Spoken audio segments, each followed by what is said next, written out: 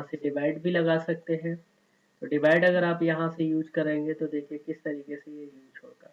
मैं आपको एक चीज और बताना चाहता हूँ कि जो अभी मैं इंस्ट्रक्शन यूज कर रहा हूँ ये कंप्यूट मैथ इंस्ट्रक्शन है, और इन इंस्ट्रक्शन के अंदर आप देख रहे हैं कि जो भी मैं वैल्यू यूज कर रहा हूँ वो राउंड ऑफ वैल्यू ले रहा हूँ। राउंड ऑफ देखिए मैं आपको अभी रिजल्ट आपको बता देता हूँ राउंड ऑफ वैल्यू क्या होती है। जैसे अगर मैं यहाँ से बात करूँ एग्जाम्पल के लिए, मैंने 50 एंड डिवाइडेड बाई मैंने 5 लिया, और उसके यहाँ से आप फोर्स ऑन कर लीजिए। देखिए मैं अभी राउंड ऑफ रिजल्ट मिलेगा आपको।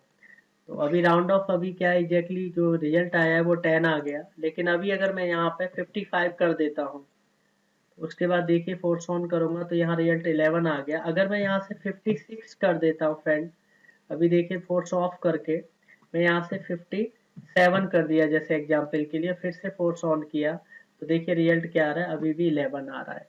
अगर मैं यहाँ पे 55 करता हूँ अभी भी रिजल्ट 11 आ रहा है। अगर मैं 56 करता हूँ अभी भी रिजल्ट 11 आ रहा है। इसका मतलब ये है कि ये पॉइंट में रिजल्ट नहीं देगा। मैं फिर से बताना चाहता हूँ कि जो अभी मैंने टैग लिए है वो इंटीजर टैग है। इंटीजर मतलब राउंड ऑफ वैल्यू दिखाएंगे, आपको पॉइंट में रिजल्ट आना चाहिए, जो रिजल्ट नहीं दिखाएगा आपको। तो अगर आपको पॉइंट में रिजल्ट देखना है तो आपको टैग चेंज करने पड़ेंगे, यानी जो इंटीजर टैग लिया है वो उसके लिए आपको रियल टैग लेने पड़ेंगे। रियल मतलब होता है पॉइंट में। तो मैं एग्जाम्पल के लिए दिखा दूं, यहाँ पे बना लेता हूँ अलग से रियल टैग। रियल मतलब होता है पॉइंट टैग, तो यहाँ पे आपको रियल डिफाइन करना पड़ेगा, रियल। तो रियल से क्या होगा, अगर आपको पॉइंट में टैग पॉइंट में रिजल्ट चाहिए यानी एक्यूरेट रिजल्ट चाहिए आपको, तो उसके लिए आपको रियल टैग डिफाइन करने पड़ेंगे। तो रियल टैग देखिए यहाँ से मैंने 3 टैग बनाए और डेटा टाइप मेरा सारा रियल है। अब मैं इंटीजर की जगह यहाँ से रियल ले सकता हूँ, तो देखिए आपको रिजल्ट बिल्कुल फर्क नजर आ जाएगा। या मैं क्या करने जा रहा हूँ, मैं एक नया दूसरा इंस्ट्रक्शन ले लेता हूँ, यानी जिससे कि आपको दोनों का अंतर पता चलेगा। मैंने दूसरा इंस्ट्रक्शन ले लिया, बट यहाँ पे जो मैंने लिया है वो बेसिकली यहाँ पे मैं रियल डेटा लेने जा रहा हूँ। यहाँ से मैंने रियल ले लिया सारा डेटा, रियल 1, एंड जो रिजल्ट आएगा मेरा रियल में आ जाएगा। राइट, अब देखिए दोनों इंस्ट्रक्शन को मैं एक साथ डाउनलोड करता हूँ तो दोनों में फर्क नजर आ जाएगा आपको।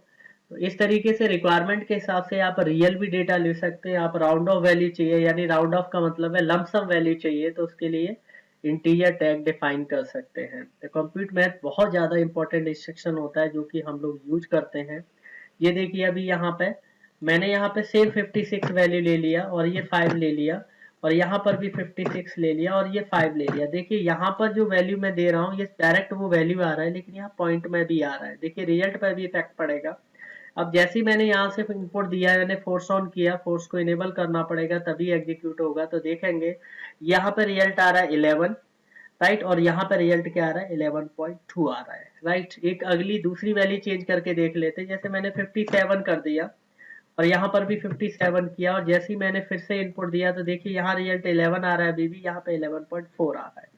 तो इसीलिए अगर आपको अगर एग्जैक्टली वैल्यू सेम वैल्यू चाहिए, प्रॉपर वैल्यू चाहिए, तो उसके लिए हम रियल टैग डिफाइन करने पड़ेंगे। इसी तरीके से डिवीजन के बाद आता है मॉड्यूलस, यानी आप एमओडी यहाँ पे लिख दीजिए, आपको चेंजेज नजर आएंगे, बिल्कुल नजर आएंगे। इसको भी एमओडी कर देता हूँ, बिल्कुल चेंजेज नजर आएंगे। राइट, इसके अलावा मैं इसको एक बार एग्जीक्यूट करके आपको दिखा देता हूँ। मॉड्यूलस जैसे कि आपको क्लियर है कि जब भी हम वैल्यू डिवाइड करते हैं, अगर पूरी तरह से डिवाइड हो जाता है तो रिजल्ट 0 आ जाता है, शेषफल 0 होता है।